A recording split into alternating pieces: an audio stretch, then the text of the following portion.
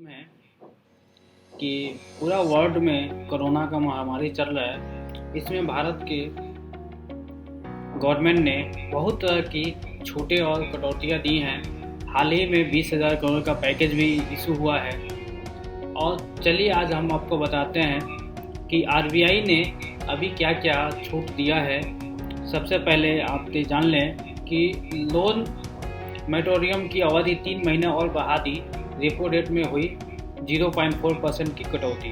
आपको मालूम है पहले भी अपना लोन जो लिया गया था उस ईएमआई के लिए गवर्नमेंट ने बोला था कि आप एक्सटेंशन कर सकते हैं जब तक नहीं चल रहा है। फिर से गवर्नमेंट ने फिर 3 महीने के लिए बढ़ा दिया। चलिए गवर्नमेंट ने आपको बताते हैं क्या क्या बोले आरबीआई ने। आरबीआई गवर्नर ने बताया कि कोविड-19 से दुनिया की इकोनॉमी को बहुत बड़ा नुकसान हुआ है। अप्रैल में ग्लोबल मैन्युफैक्चरिंग पीएमआई घटकर 11 साल के निचले स्तर पर पहुंच गया है। डब्ल्यूओ के अनुसार दुनिया में कारोबार इस साल 13 से 32% तक घट सकता है। आरबीआई ने कहा कि देश में मांग में भारी गिरावट देखी जा रही है। बिजली पेट्रोलियम प्रोडक्ट की खपत में काफ़ी कमी आई है और खासी गिरावट भी आई है। आरबीआई गवर्नर ने बताया कि 15,000 करोड़ रुपए का क्रेडिट लाइन एग्जिम बैंक को दिया जाएगा। साथ ही सिडबी को दी गई रकम का इस्तेमाल आगे और 90 दिनों तक करने की इजाज़त दी गई है। आरबीआई गवर्नर दास ने कहा कि वित्तीय, नैतिक और प्रशासनिक एक्शन के बीच में वित्त वर्ष 2021 की दूसरी छमाही में अर्थव्यवस्था के सुधार की परिस्थिति बनेगी। मतलब एक तरह से ये मान लिया गया है कि 2021 से पहले कोरोना का कुछ होने वाला नहीं है और ये लंबा चलने वाला है। आरबीआई गवर्नर ने बताया कि खरीफ की बुआई में 44% की बढ़ोतरी हुई है। साथ ही उन्होंने बताया कि आने वाले महीनों में दालों में महंगाई चिंता की बात रहेगी। तो आप देख सकते हैं कि खेती का भी जो सिचुएशन है वो भी खराब होते ही जा रहा है। फिर आरबीआई गवर्नर ने बोला कि शक्तिकांत ने कहा कि एक्सपोर्ट क्रेडिट की अवधि 12 महीने से बढ़ाकर 15 महीना कर दी गई है। आर्थिक गतिविधियों में कोरोना वायरस महामारी फैलने के बाद सुस्ती हो आई, जिसमें सरकार का राजस्व प्रभावित हुआ है। रेपो रेट में कटौती के बाद 10 साल वाले सभी ब्रांड की फील्ड में 0.5% की कमी आएगी।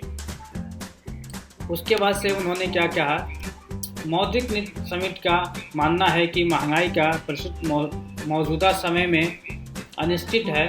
दास ने कहा कि मार्च में औद्योगिक उत्पादन 17% घटा है। अप्रैल में सर्विलेंस पीएमआई अब तक के निचले स्तर पर रहा है। आरबीआई गवर्नर ने बताया कि कोविड-19 से निजी खपत को काफ़ी बड़ा नुकसान हुआ है। उन्होंने कहा कि मौजूदा हालातों में एग्रीकल्चर से उम्मीद है कि फॉरेन रिजर्व $47 बिलियन है। दास ने कहा कि निवेश की मांग लगभग थम गई है। उन्होंने कहा कि कोरोना वायरस का सबसे बड़ा असर निजी खपत पर पड़ेगा। दास ने कहा ग्लोबल सर्विसेज पीएमआई में ऐतिहासिक गिरावट देखी गई है। वैसे कारोबार के मूल्य में इस बार 13 से 32% की कमी आ सकती है। आरबीआई गवर्नर ने बताया कि उपभोक्ता उत्पादों की मांग में मार्च महीने 33% की गिरावट आई है। उन्होंने बताया कि मैन्युफैक्चरिंग पीएमआई अप्रैल महीने में 27.4% रह गई है। और आरबीआई गवर्नर ने बताया कि सर्विसेज पीएमआई अप्रैल महीने में 5.4% रह गई है। और बताया कि एमपीसी के 6 में से 5 सदस्य रेपो रेट घटाने की सहमत हुए हैं। रेपो रेट को भारतीय रिजर्व बैंक ने 3.75% से घटाकर 3.4% कर दिया है। गवर्नर ने कहा कि ग्लोबल सर्विस पीएमआई ने इतिहास की सबसे बड़ी गिरावट आई है। रिजर्व बैंक ने रेपो रेट में की 0.4% की कटौती, लोन की ईएमआई का बोझ कम हुआ है। उसके बाद से क्या बोले कि आरबीआई गवर्नर शक्तिदास ने कहा कि कोरोना वायरस के कारण ग्लोबल वही कमी हुई है और इस साल फरवरी की मौद्रिक नीति से बैठक से आरबीआई के डीजीपी के 3.2% के बराबर फंड अर्थव्यवस्था में डाला गया ताकि लिक्विडिटी से जुड़ी परिस्थितियों को आसान बनाया जा सकता है। ऐसे तो यही सब है मिला जुला के। बहुत ज़्यादा फायदा तो नहीं है, लेकिन गवर्नर आरबीआई ने बीच बीच में आपको ये छूट दिए जा रहे हैं, जिससे कि एक तरह से लॉलीपॉप ही है।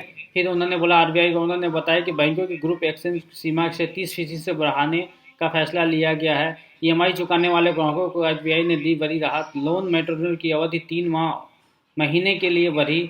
अब 31 अगस्त तक उठा सकते हैं लोन का, मतलब अब पहले 3 महीने और बढ़ा दिया गया, तब 31 अक्टूबर तक आप ईएमआई नहीं देंगे तब भी आपका काम चलेगा।